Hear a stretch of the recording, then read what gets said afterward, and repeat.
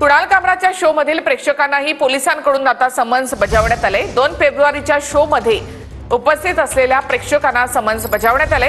नया भारत शो मध्ये उपस्थित प्रेक्षकांचे जबाब नोंदवले जात आहेत। काही प्रेक्षकांचे जबाब नोंदवण्यास सुरुवात झाल्याची माहिती आहे।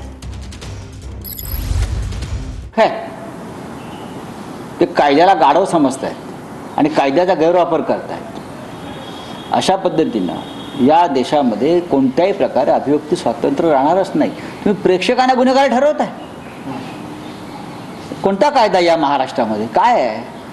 आणीबाणीपेक्षा भयंकर आहे। इंदिरा गांधींची आणीबाणी ही यांच्यापेक्षा 100 पट उत्तम होती। अशा प्रकारचा सगळा कारभार महाराष्ट्रात सुरू आहे। आणि हे म्हणे आणीबाणी विरुद्ध लढले, भंपक आणि बोगस लोक हे आणीबाणी विरुद्ध लढले, सेन्सॉरशिप विरुद्ध लढले।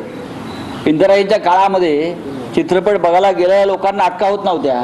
अभिव्यक्ती स्वातंत्र्याचा गडचेपी नाही, खड्डा खोदून त्याला पुरवणं आहे, हा कळस आहे। अरे कोण कुठे जावं, कोण काय ऐकावं, ह्याला काही बंधन आहेत काय?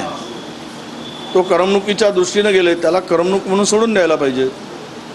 आता प्रेक्षकावर जर नोटीस बजावली आणि त्यांना उपस्थित राहा म्हणून सांगण्याचा प्रयत्न झाला तर मला वाटतं या देशामध्ये, राज्यामध्ये कायद्याचं राज्य राहिलं नाही, तर झुंडशाही आणि हुकुमशाहीचं राज्य आहे, असा त्याचा अर्थ।